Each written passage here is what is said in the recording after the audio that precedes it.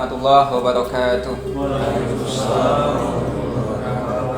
Alhamdulillahirabbil alamin wa bihi nasta'in wa ala umuri dunya waddin wassalatu wassalamu ala asyrafil anbiya'i wal mursalin sayyidina wa maulana Muhammadin wa ala alihi wa sahbihi ajma'in, amma ba'du.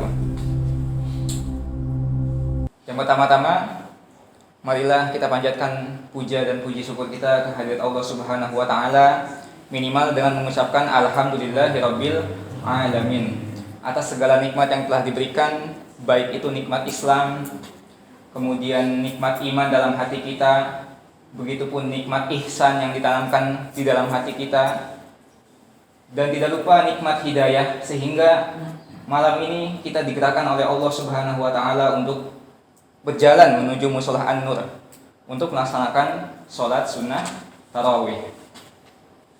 Tak lupa salawat serta salam kita haturkan kepada Nabi kita Muhammad sallallahu alaihi wasallam. Allahumma sholli wa sallim wa barik alaihi. Semoga dengan selawat yang kita baca, dengan selawat yang kita curahkan kepadanya, menjadi wasilah bagi keselamatan kita di akhirat kelak.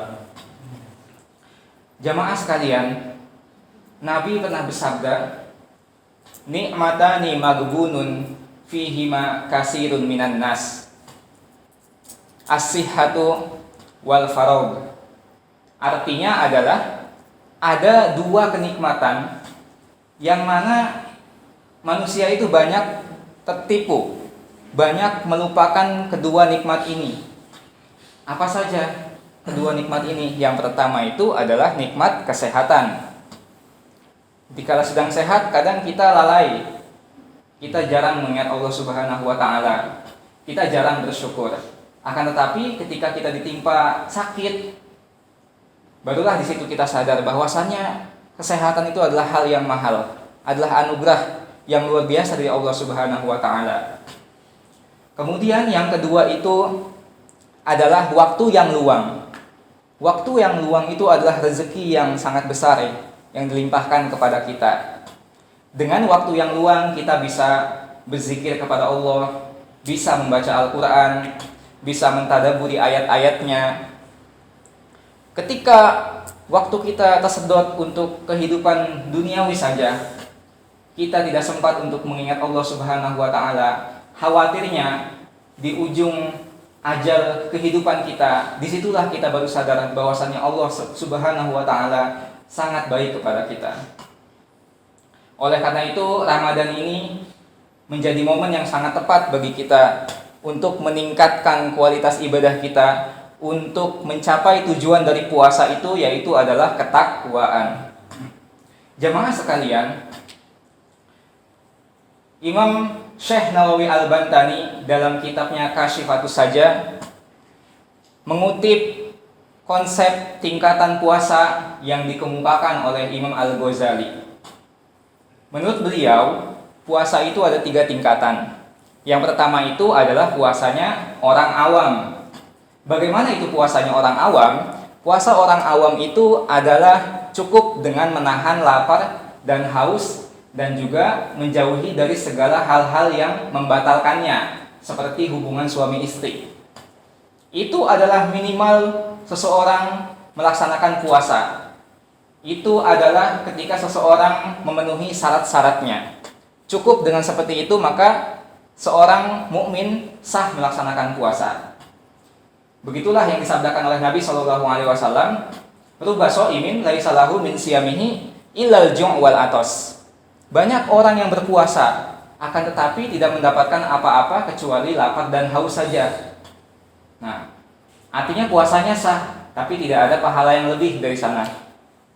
Akan tetapi dengan begitu pun kita harus sudah bersyukur karena kita bisa melaksanakan puasa. Kemudian tingkatan selanjutnya adalah puasa orang yang khusus atau shaumul khos. Bagaimana itu puasanya? Pertama, dia sama saja seperti puasa yang pertama, menahan lapar, haus, dan juga menjauhi hal-hal yang dilarang.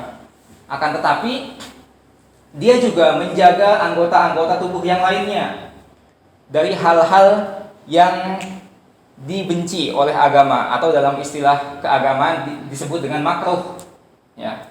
Misalnya apa? Menjaga mulut kita daripada mencaci orang lain, ya, mencaci tetangga kita, mencaci teman kita, menyakiti hati orang lain. Misalnya apalagi menjaga jari tangan kita di era sosial media ini. Misalnya kita scrolling Instagram, scrolling TikTok misalnya, atau nonton YouTube, kemudian kita komentar kata-kata yang tidak pantas. Nah, menahan diri dari itu artinya kita sudah menjalankan tingkatan puasa yang lebih. Seperti itu. Kemudian yang terakhir itu adalah puasa yang sangat spesial, atau dalam bahasa Arab itu shaumul khawasul khawas, yang paling khusus daripada yang khusus, kalau kita artikan seperti itu. Puasanya seperti apa? Sama seperti yang kedua, menahan dari lapar, haus, kemudian dari hal-hal yang membatalkan puasa itu sendiri, kemudian menjaga seluruh anggota tubuh dari hal-hal yang dibenci, yang dimakruhkan dalam agama.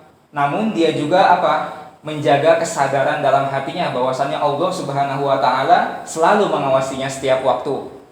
Sehingga dia termotivasi untuk Untuk selalu meningkatkan kualitas ibadahnya. Dia tidak berani untuk melakukan hal-hal yang jelek, hal-hal yang keji, karena dia tahu bahwasannya Allah itu memiliki sifat Maha melihat dan juga Maha mendengar. Demikianlah kuliah 7 menit yang dapat saya sampaikan. Semoga bermanfaat bagi jamaah sekalian. Kurang lebihnya mohon maaf. Wabillahi taufiq wal hidayah wa ridha wal inayah. Wassalamualaikum warahmatullahi wabarakatuh.